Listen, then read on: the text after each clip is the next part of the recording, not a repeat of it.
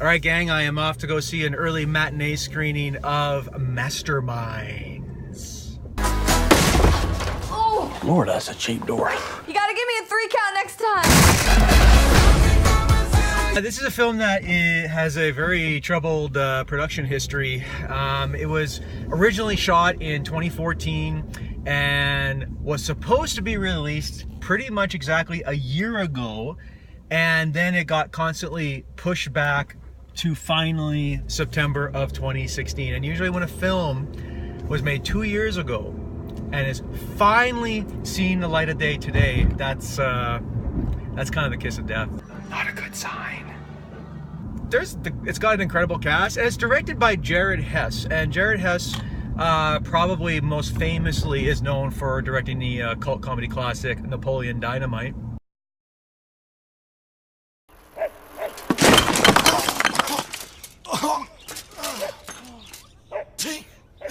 And then he followed that up with films like, in my opinion, the crazily underrated Nacho Libre. Yeah, I know what you're thinking. HD DVD. Gross. Freaking idiot. Incidentally, Nacho Libre probably has one of the single funniest scenes in movie history involving a corn dog.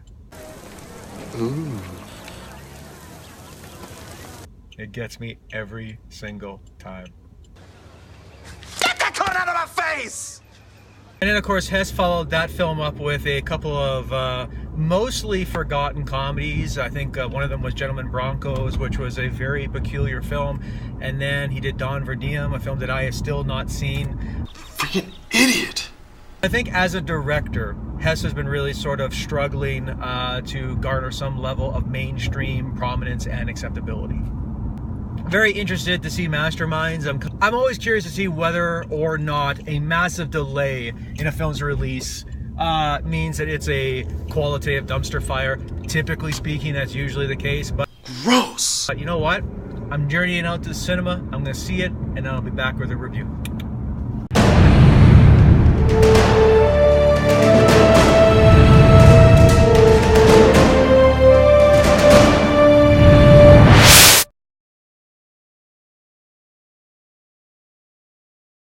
Hi gang, I just got out of Masterminds, and man, oh man, that was the sublime surprise of the 2016 movie season. I mean, it was hysterical.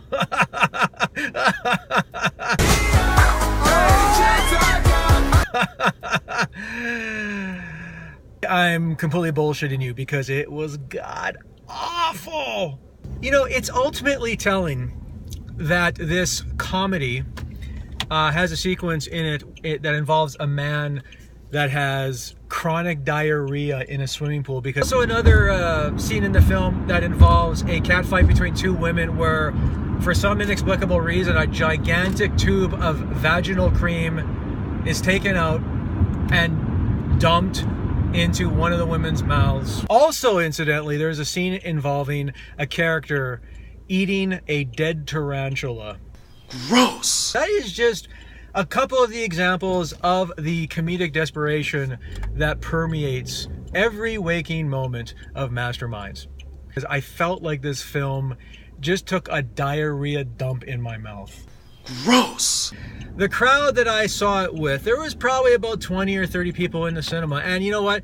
Usually, even in the worst comedies, there is the odd person in the theater that is able to derive some level of comedic value out of the shit-tacular product that they're watching. But I did not recall hearing one audience member chuckle or laugh once during the entire screening of Masterminds, and that is ultimately telling. You know what's really ultimately kind of disappointing and really kind of depressing about this movie is it completely squanders such an incredibly assembled cast. Like, you want me to do a roll call?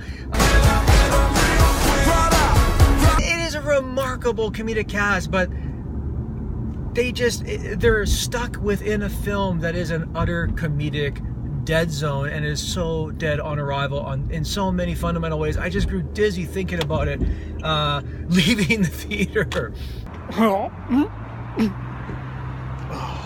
Funniest part of this movie is the title card, which states that this is based on a true story, because that in its own right is some sort of a sick and perverted and twisted joke. It is based on fact, and it's based on one of the most notorious armored car bank robbery / heist in American history. Kelly tells me y'all work together over at Loomis. That strikes me as an incredible opportunity. You talking about robbing a bank?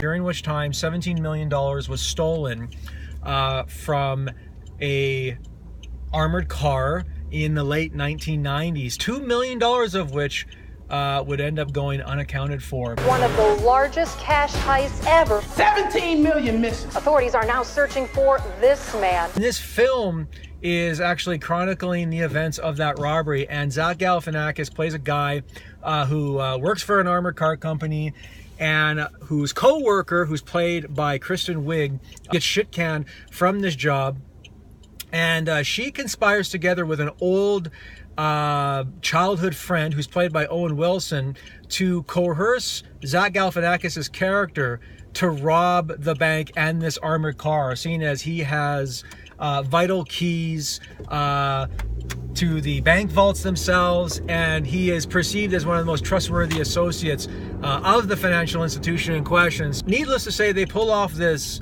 heist, although considering what a hapless loser the Zach Galifianakis character is, I don't know how anyone would ever place a monicum of trust in this individual.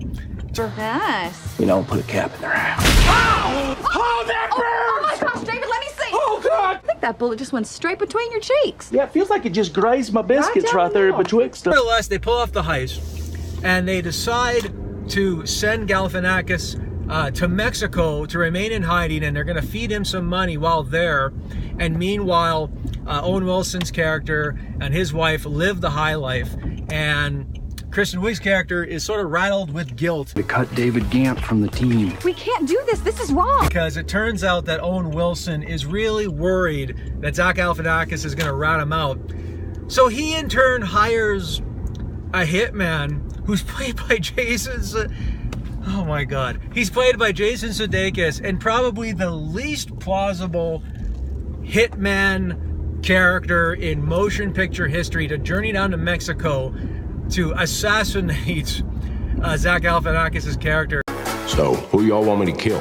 Whoa! Not now, not in front of. Is it one of them? No. Please go upstairs right now. Zach Galifianakis finally realizes that strange things are afoot with his business dealings with Owen Wilson. He decides that he's going to basically take it upon himself to reveal the real mastermind behind this heist. I felt like I was growing older watching this movie. I mean, I went in knowing that I was 41 years old, but by the time I left an hour and a half later, I literally felt like I was in my 50s. This movie, it was an endurance test. I mean, at an hour and 30 plus minutes, it felt like 2 hours and 30 minutes. And, you know, Jared Hess, as I alluded to earlier, he has made some funny comedies. I like Napoleon, Dynamite. I really like Nacho, Libre. That is a film that wholeheartedly embraced its chronic weirdness like a badge of honor. Get that cone out of my face! Masterminds is certainly a very bizarre and strange movie, but the problem ultimately I think with it is that there is not one endearing and likable character in this shit-tacular film. Galifianakis' character he's just creepy, and he's not appealing, and he's not funny. Brace your boobies. What? Sometimes the only way out is through. You just don't care about anyone.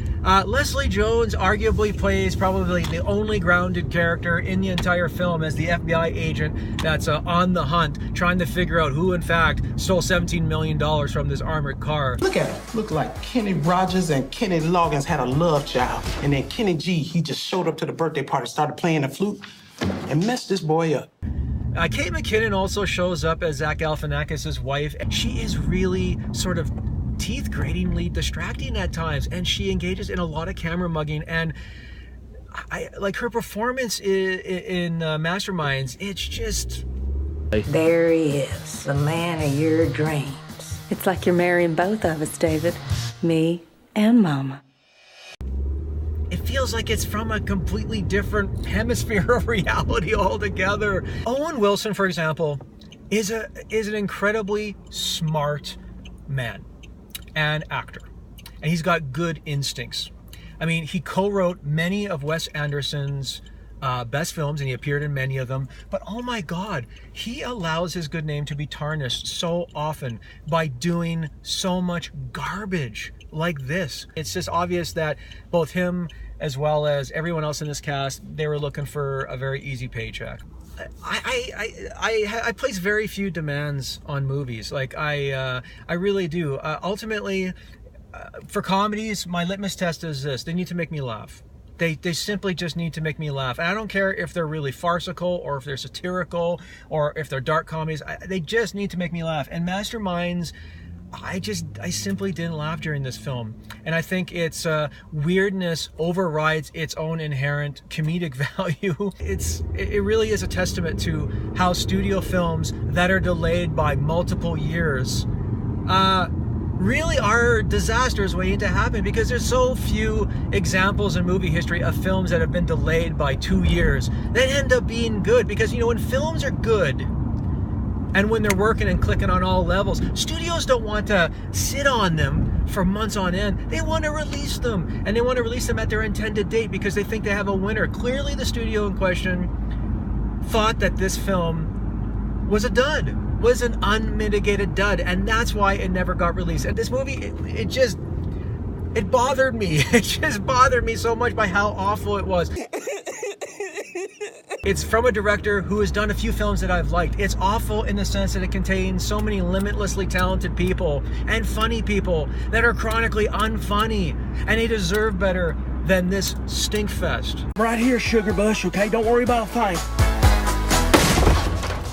Anyway, that is my rant / review of Masterminds. Let me know in the comments what you thought about this film. I'd be dying to hear what other people thought of this film.